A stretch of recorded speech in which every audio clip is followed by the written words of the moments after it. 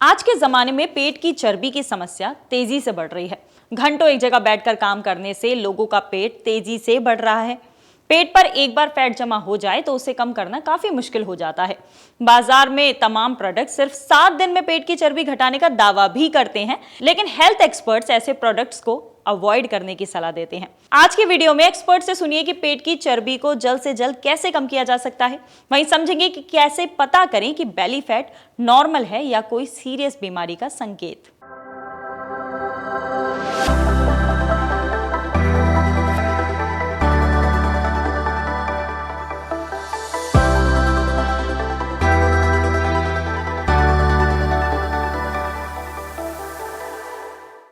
सबसे पहले डॉक्टर से सुनिए कि बेली फैट होने की वजह क्या है। पेट के फैट की बात करते हैं तो वो बाकी शरीर के फैट से अलग है। अमूमन हम बोलते हैं तोंद निकल गई है या किसी का पेट निकल गया है। वो जो फैट हमारे पेट के ऊपर और पेट के अंदर जमा होता है उसे विसरल फैट कहा जाता है। वो फैट इन्फ्लेमेटरी है। वो फैट हमारे शरीर के अंदर बहुत सारी बीमारियां पैदा करता है। जो हमारे हाथों में, बाजुओं में या पैरों में फैट होता है वो उतना इन्फ्लेमेटरी नहीं होता। तो जो पेट की ओबेसिटी है, जो पेट का फैट है, वो अपने आप में एक बीमारियों के लिए रिस्क फैक्टर है।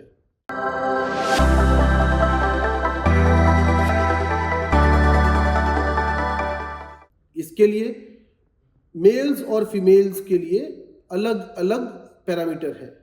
तो जो आदमी हैं, जो मेल्स हैं, उनके अंदर अगर कमर 40 इंच से ज़्यादा है, 40 इंचेस से ज़्यादा आपका वेस्ट सर्कमफ्रेंस है, तो इसका मतलब बेली फैट एबनॉर्मल है, उसको कंसर्न है, मेडिकल कंसर्न है।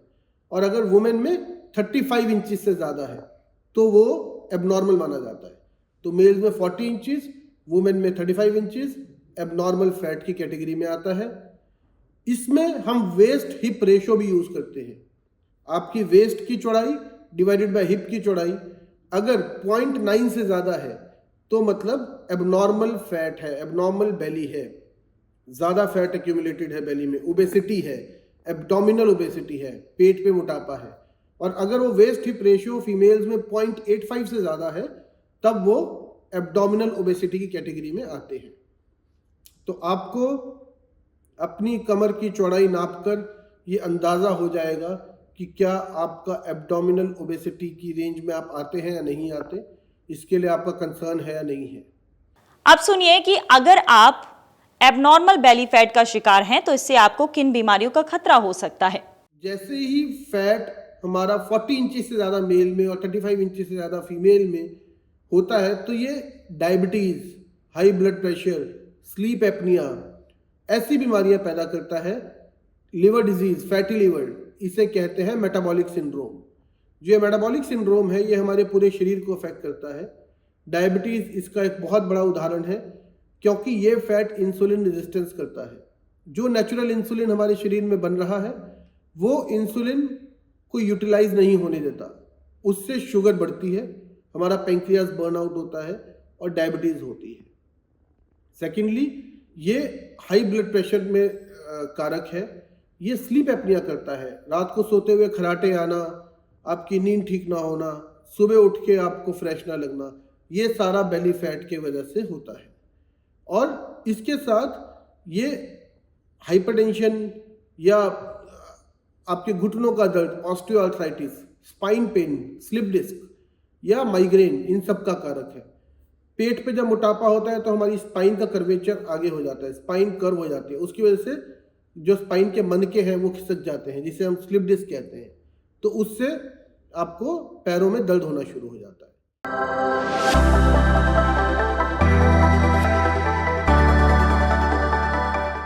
क्या ये मेल्स में ज़्यादा होता है? जी, मेल्स के अंदर एंड्रॉयड ओबेसिटी ज़्यादा होती है। इसके लिए हार्मोनल फैक्टर्स बहुत सारे इंपॉर्टेंट हैं। जो हमारे शरीर के हार्मोन्स हैं वो मेल्स और फीमेल्स में अलग अलग होते हैं। ईस्ट्रोजन जो है वो इससे बचाता है, इसलिए फीमेल्स के अंदर गायनिकॉइड ओबेसिटी होती है। मतलब उनके हिप्स पे और अपर लोअर लिम्स में, हाथों बाजुओं में ज़्यादा फैट डिपॉजिट होता है, पेट पे कम फैट डिपॉजिट होता है। मेल्स में अमूमन जो एक्स्ट्रा फैट है वो पेट पे डिपॉजिट होता है। इसलिए मेल्स के अंदर एब्डोमिनल ओबेसिटी की टेंडेंसी ज़्यादा होती है, इसलिए मेल्स को ज़्यादा सावधान रहने की ज़रूरत है। जो फीमेल्स में मेनोपॉज के बाद ईस्ट्रोजन कम होने की वजह से हमारा कार्डियोवैस्कुलर रिस्क और मेटाबॉलिक रिस्क बढ़ता है, तो उनको मेनोपॉज के बाद ज़्यादा इसके अंदर सावधानी रखने की ज़रूरत है।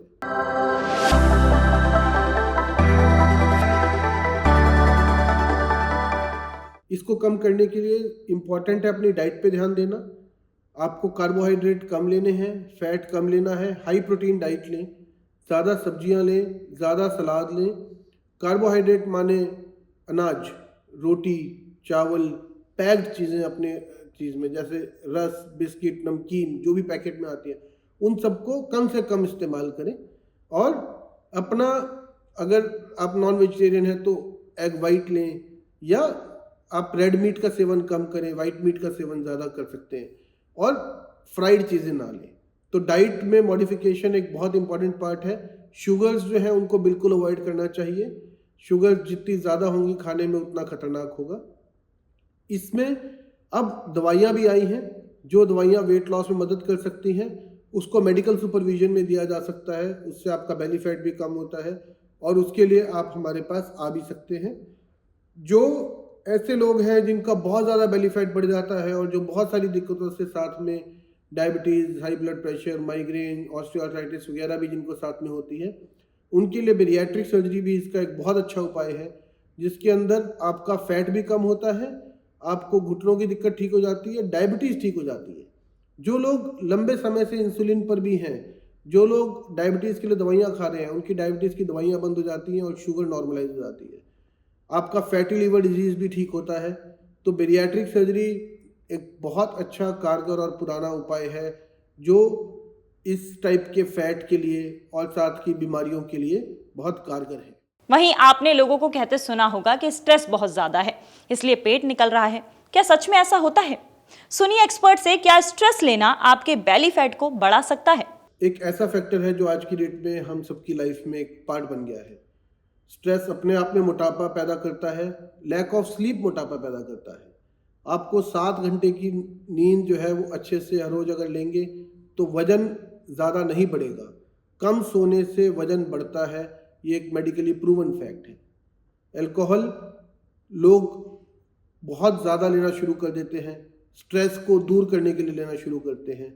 वो बहुत गलत है, वो आपकी सेहत के लिए टॉक्सिन है, वो आपको अंदर ही अंदर बीमार करता है, आपके लिवर को ख़राब करता है।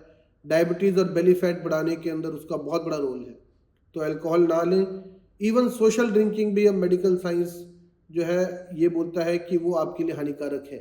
तो ऐसा नहीं है कि आप अगर एक छोटा अमाउंट हर रोज़ ले रहे हैं या हफ्ते में 1 दिन ले रहे हैं तो आपके लिए हानिकारक नहीं है, वो भी आपके लिए हानिकारक है। तो अल्कोहल मिनिमम टू मिनिमम या ना लें, तो उससे आपको बहुत बेनिफिट मिलता है। ये तो हमने जाना बेली फैट के बारे में। अब बढ़ते हैं देखभाल सेगमेंट की ओर। देखभाल में सुनिए कि अगर किसी व्यक्ति को शुगर की समस्या है तो ऐसे में व्यक्ति को कितनी बार और कब अपना ब्लड शुगर चेक करना चाहिए।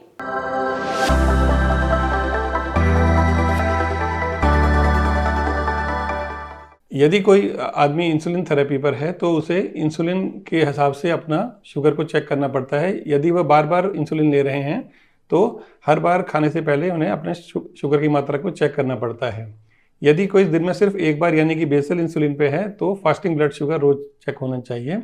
इसके सिवाय अगर कोई पुरुष या कोई महिला यानी कि कोई पेशेंट अगर ओरल थेरेपी पे है तो उन्हें सप्ताह में 1 या 2 बार या महीने में 1 या 2 बार, जैसे भी उनके डॉक्टर उचित समझते हैं, उस हिसाब से अपने शुगर की मात्रा को चेक करना चाहिए।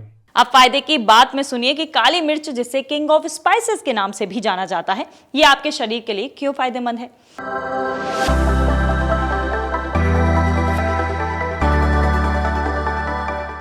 सर्दी खांसी होने पर चाय बनाते समय 8 से 10 काली मिर्च के साथ 10 से 15 तुलसी के पत्ते को डालकर अगर आप पीते हैं तो इससे आपको काफी आराम मिलता है।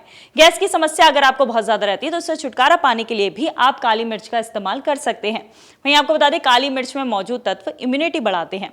काली मिर्च में एंटीऑक्सीडेंट गुण होते हैं जो सूजन को कम करते हैं। इसके सेवन से पाचन जो है तंत्र आपका वो काफी बेहतर होता है। काली मिर्च का सेवन करने से कोलेस्ट्रॉल कंट्रोल रहता है और दिल की सेहत के लिए भी काफी अच्छी है। तो ये थी हमारी आज की वीडियो। आपको कैसी लगी हमें कमेंट करके जरूर बताएं। अगर आपका कोई सवाल है, डॉक्टर से कुछ पूछना चाहते हैं, तो आप हमें कमेंट करके पूछ सकते हैं। हम आपसे मिलेंगे अगली वीडियो में। तब तक आप अपना और अपनों का पूरा ध्यान रखिए।